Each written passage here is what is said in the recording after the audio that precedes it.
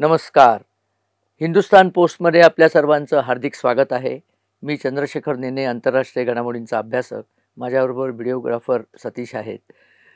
आज सर्वात आधी कालच सुरू झालेल्या नवीन हिंदू नववर्षाच्या आपण समस्त बंधुभगिनींना हार्दिक शुभेच्छा. हे नवीन वर्ष आपल्या सर्वांना आनंदाचं, समृद्धीचं आणि शांततेचं जावो ही ईश्वराच्या चरणी प्रार्थना. आमच्या समस्त हिंदुस्तान पोस्ट परिवाराकडून आपल्या सगळ्यांना ह्या शुभेच्छा. आज मी असा विचार केला की या नवीन वर्षामध्ये जगभरात आणि भारतात विशेषतः हिंदूंच्या बाबतीत काय काय चांगल्या घटना घडत आहेत त्याची एक छोटीशी यादी करावी.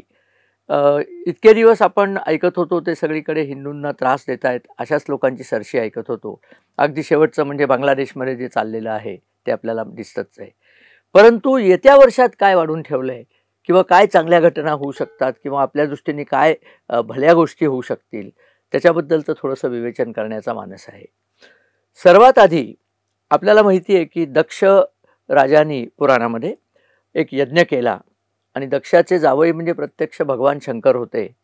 पण दक्षाने त्या यज्ञाला न बोलवून शंकरांचा अपमान केला म्हणून शंकरांची पत्नी सती जी दक्षाची मुलगी होती तिने स्वतःचा यज्ञाच्या कुंडामध्येच जीव दिला अशी आख्यायिका आहे.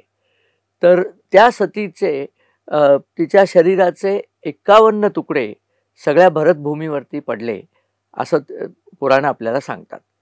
आणि ते 51 तुकडे भारतामध्ये जिथे जिथे पडले तिथे तिथे शक्तिपीठं निर्माण झाली.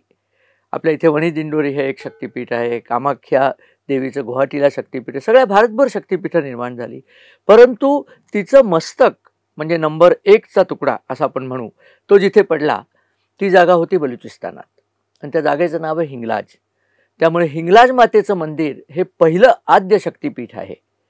आणि आपल्या दृष्टीने चांगली घटना जी होऊ घातली आहे ती बलुचिस्तानमधल्या क्रांतिकारकांनी पाकिस्तानी सेनेची इतकी आता कोंडी केली आहे. पाकिस्तानी सैन्य, पाकिस्तानची ISI, पाकिस्तानचे सगळे गुंडपुंड पक्ष, सत्ताधारी पक्ष, विरोधी पक्ष जे जे म्हणून बलुचिस्तानच्या स्वातंत्र्य आकांक्षेला दाबण्याचा प्रयत्न करत होते त्या सगळ्यांची बलूच क्रांतिकारकांनी आता झोप उडवली आहे.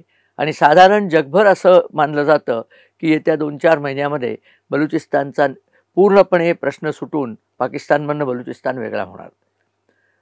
बलुचिस्तान वेगळा झाल्यानंतर हिंगलाज देवीची उपासना जी आजसुद्धा तिथले बलूच मुसलमान करतात श्रद्धेने ती उपासना आणि ते मंदिर आपल्याकरता खुलं होईल.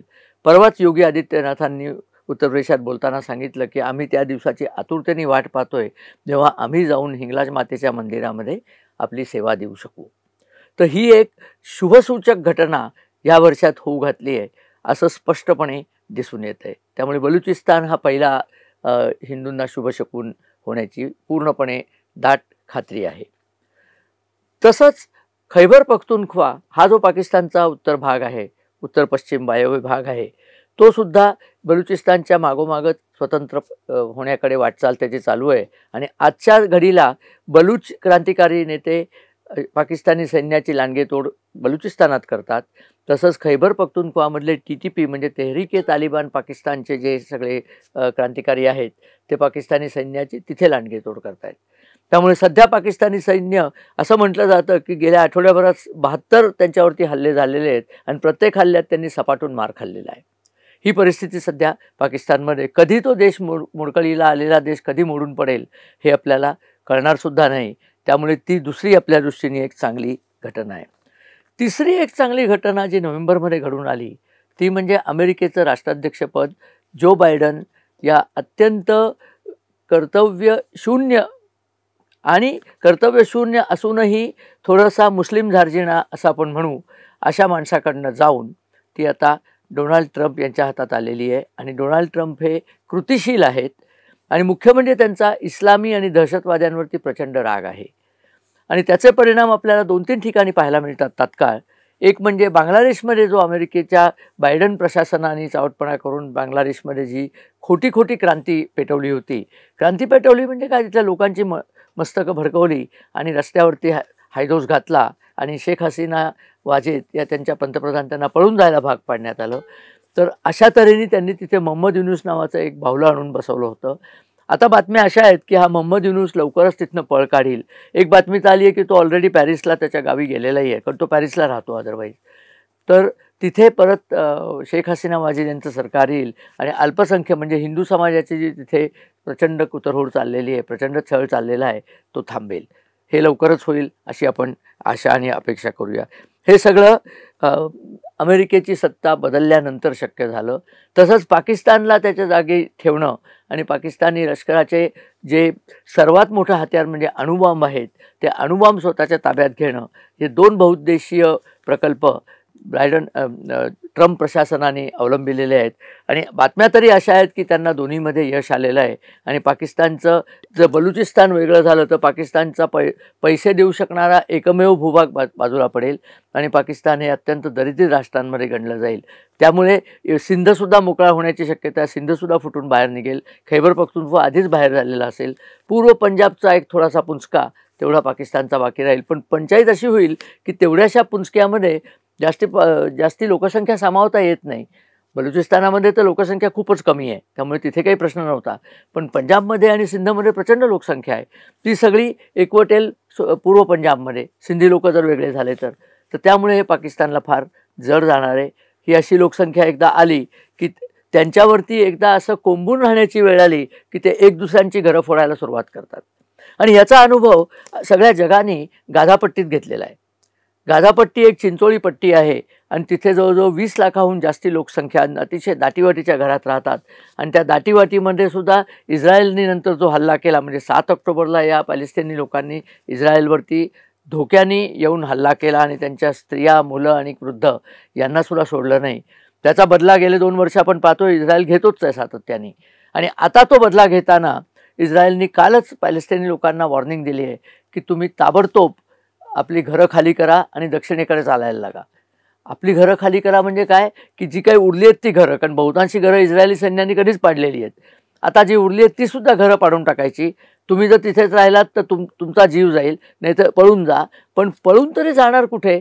दक्षिण गाझामध्ये ते जरी गेले तरी तिथे एकूण राहण्यायोग्य जागा इतक्या थोड्या आहेत की मी जे आत्ता सांगितलं गर्दीचा अनुभव झाला की काय होतं ते आपल्याला तिथे पाहायला मिळेल. त्यामुळे ही लोकं पळायला निघाली आहेत. पण पॅलेस्टिनी तिथे जे प्रशासन आहे हमासचं, हमासमध्ये दहशतवादी लोक आहेत, त्यांनी या लोकांना अडवायचा प्रयत्न केला आणि त्यांना सांगितलं की तुम्ही कुठे जायचं नाही, काही असं होणार नाही, तुम्ही काळजी करू नका वगैरे वगैरे. पण लोक तरी पळतायत अशी बातमी आहे. आणि त्याच्याहून पुढे म्हणजे पॅलेस्टिनी दहशतवादी हमास संघटनेने तिथल्या आपल्याच लोकांची आता कत्तल करायला सुरुवात केली आहे. त्यांना इस्रायलचे हेर म्हणून संबोधायचं, पकडायचं आणि मारून टाकायचं, काही पुरावा नाही, काही नाही. हा त्यांचा उद्योग आता सुरू झालेला आहे, ज्याने आणखीनच त्या देशामध्ये असंतोष वाढेल. त्यामुळे तो एक आपल्या दृष्टीने फार चांगला भाग आहे. आपण वक्फच्या सुधारणा विधेयकाबद्दल ऐकताय. वक्फ सुधारणा विधेयक हे करायला लागलं कारण वक्फचं विधेयक जे मनमोहन सिंगनी जाता जाता देशाच्या माथी मारलेलं आहे, त्याच्या इतकं नीच विधेयक दुसरं नाही आहे. सगळेच अधिकार मुसलमानांना द्यायचे. मुसलमानांनी कशावरती बोट ठेवलं ही जमीन माझी की त्यांना ती देऊन टाकायला पाहिजे. आणि त्या जमिनीचा वाद मुळे न्यायालयात जाताच येत नाही, तो त्यांच्याच घरी सोडवायला लागतो. त्यांनीच तो न्याय दिला असल्यामुळे तो सोडवत नाहीत. तर अशा रीतीने हिंदूंची कोट्यावधी एकर जमीन वक्फच्या ताब्यात चाललेली आहे. ती थांबवण्याकरता हे विधेयक आहे. या विधेयकात ते तर थांबवलंच जाईल, शिवाय आत्तापर्यंत जी जमीन घेतली त्याचे हिशोब द्यायला लागतील. आणि त्या जमिनीला जर ते समाधानकारक कागदपत्र आणि हिशोब देऊ नाही शकले तर त्यांना ते जमीन सरकार घेईल. शिवाय सरकारी जमिनीवरती वक्फनी जी काही कब्जा केलेला आहे तो ऑटोमॅटिकच सरकार ताब्यात घेईल आणि वक्फला तिथनं हाकलून लावेल. हे सगळं जे विधेयक आहे. आणि तिसरा जो या वक्फ विधेयकामध्ये जो त्यांनी कोलदांडा घातला होता की वक्फच्या कुठल्याही निर्णयाविरुद्ध दाद भारतीय कोर्टात मागताच येणार नाही. ती दाद मागायला तुम्हाला पुन्हा वक्फकडेच जायला लागतं. आणि वक्फनीच त्या आधीचा निर्णय दिला असल्यामुळे नंतर ते काय निर्णय देतील हे सूर्यप्रकाश इतकं स्वच्छ आहे. परंतु ही सुद्धा फॅसिलिटी काढून घेण्यात येईल या विधेयकामध्ये. तुम्हाला जर वाटलं तुमचा पक्ष स्ट्रॉंग असला तर तुम्ही सामान्य कोर्टात याला चॅलेंज करू शकता आणि तुमची जागा परत मिळवू शकता. त्यामुळे ही भारतातल्या हिंदूंकरता एक फार मोठी सुसंधी दिसत आहे. आणखीन पाहायचं तर हुती जे येमेन या देशामध्ये हुती बंडखोर जे आहेत त्या बंडखोरांचं अमेरिकेने आता निर्दालन करायचं ठरवलेलं आहे आणि प्रचंड प्रमाणावर बॉम्बफेक त्या देशावरती होती आहे. त्यामुळे ते हुती बंडखोरसुद्धा जे मुस्लिम बंडखोर आहेत त्यांचासुद्धा निकाल लागतो आहे असं सध्या तरी दिसतं आहे. त्यामुळे येमेनमध्ये ते शक्य आहे. युनिफॉर्म सिव्हिल कोडकडे आगळीकूच आपली सुरूच आहे. नरेंद्र मोदी सरकार त्याला प्रतिबद्ध आहे, वचनबद्ध आहे. त्यामुळे लवकरच युनिफॉर्म सिव्हिल कोड म्हणजे जे नागरी विधेयक आहे ते संबंध सगळ्यांना एकच लागू होईल असं नागरी विधेयक आपण आणू याबद्दल मला अगदी खात्री वाटते. आणि सरतेशेवटी इराणवरती अमेरिका आता हल्ला करेल असे सगळे संकेत मिळायला लागले. इतके दिवस नुसती तोंडची वाफ दवडत होते, परंतु आता मात्र इराणवरती हल्ला करून इराणला कायम 18व्या शतकात नेऊन ठेवायचं. त्यामुळे इराण तर गर्भगळीत झालेलाच आहे. उगीच काहीतरी उष्ण बळ आणून तो वाटेल तसा अध्वातता बोलत बसलेत त्यांचे नेते. परंतु लवकरच येत्या आठवड्यात आपल्याला कळेल की इराणची काय परिस्थिती अमेरिकेने करून टाकली. आत्तापर्यंत पाहिलं नसतील एवढे बॉम्ब्स आम्ही इराण आणि हौती बंडखोर, कारण हौती बंडखोर इराणच्या पैशावरतीच तिथे मौज करतायत, त्यामुळे त्यांनाही मारू असं जाहीर वचन ट्रम्पनी या दोघांना दिलेलं आहे. तेव्हा हे सगळं पाहिलं तर येतं वर्ष हे हिंदूंच्या पुनरुत्थानाचं वर्ष असेल असं मानायला भरपूर जागा आहे. तेव्हा आपण सगळे येत्या वर्षाचं नवीन वर्षाचं स्वागत करताना परमेश्वराकडे एकच प्रार्थना मागूया की आम्ही हिंदू जे आहेत, सकल हिंदू बंधू भगिनी, आमचं उत्तम प्रकारे पुढे भविष्य दिसावं, सुरक्षित भविष्य आम्हाला असावं, सुशिक्षित भविष्य असावं आणि सधन व्यवस्था आपल्याकडे यावी याकरता आपण परमेश्वराची प्रार्थना करू. आपल्याला जर हा व्हिडिओ आवडला तर आपण मित्रपरिवाराबरोबर शेअर करा, आमच्या चॅनलला सबस्क्राईब करा आणि हो, आपल्या कमेंट्स आमच्याकडे जरूर येऊ दे. नमस्कार आणि धन्यवाद.